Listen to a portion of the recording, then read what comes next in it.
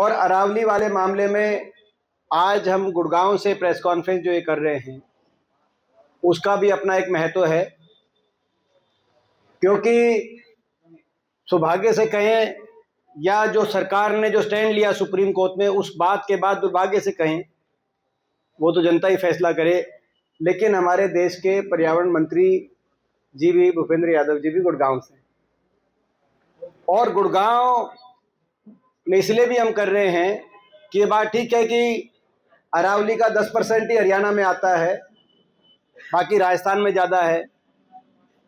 जनता ने, देश की जनता ने, हमें कहने की जरूरत नहीं है, देश की जनता ने सरकार की अरावली को बेचने की नीयत की चोरी पकड़ ली।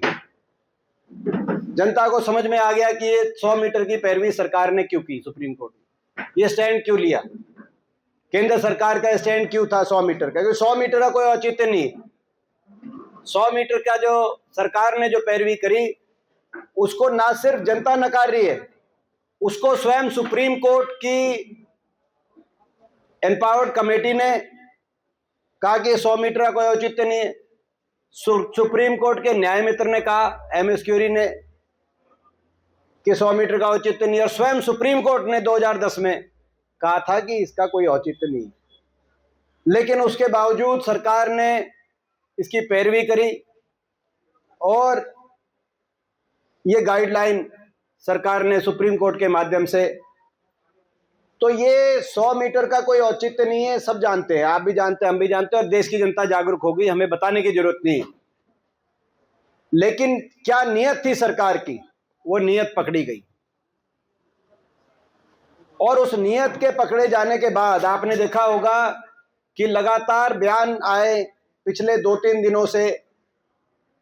केंद्रीय पर्यावरण मंत्री भूपेंद्र जी का बयान आया पैरवी करते हुए कि ये कोई नुकसान नहीं होगा अरावली को, और ये ठीक आया है, इसमें कोई नुकसान नहीं होने देंगे। इस निर्णय के, सुप्रीम कोर्ट की जजमेंट के की पैरवी करते हुए उनके बयान आए। और दूसरे केंद्रीय मंत्री मनोहर लाल खट्टर जी के भी बयान आए। मुखर होके कैबिनेट, केंद्र की कैबिनेट के 2 ही मंत्रियों के बयान आए। इत्तेफाक से 2 मंत्री वो मंत्री थे जिन्होंने गुड़गांव में अगस्त के महीने में एक पेड़ मां के नाम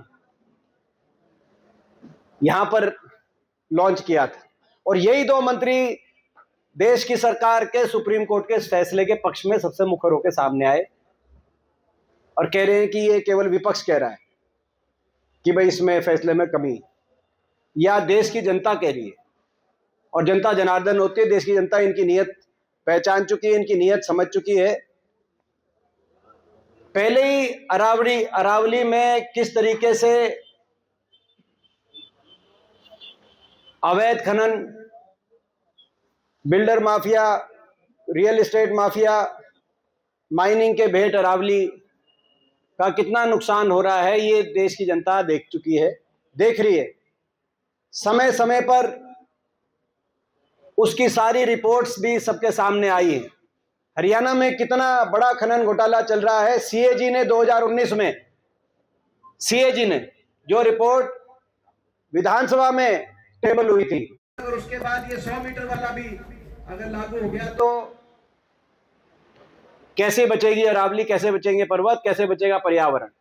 भ्रष्टाचार के भेंट पर्यावरण को चढ़ाने की इस सरकार की बैकडोर से कोशिश को देश की जनता कामयाब नहीं होने देगी, और हम भी सरकार को यही चेतावनी देते हैं कि सरकार पहले तो इस पे जनता से माफी मांगे, और हरियाणा सरकार का क्या स्टैंड है तो पता ही नहीं।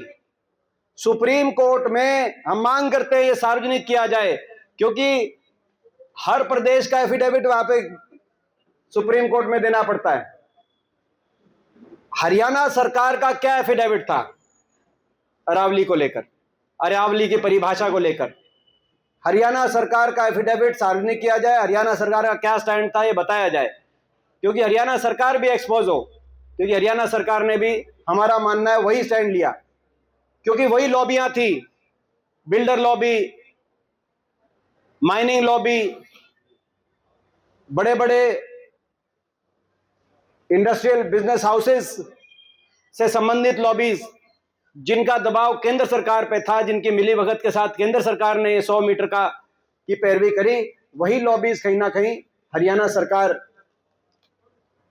का भी जो भी एफिडेविट दिया गया होगा उसके पीछे दिखाई देंगी। तो पहले हरियाणा सरकार क्या स्टैंड था, और उसके बाद अब हमारी मांग ये है कि सरकार स्वयं देश की जनता से माफी मांगकर रिव्यू पिटीशन फाइल करे।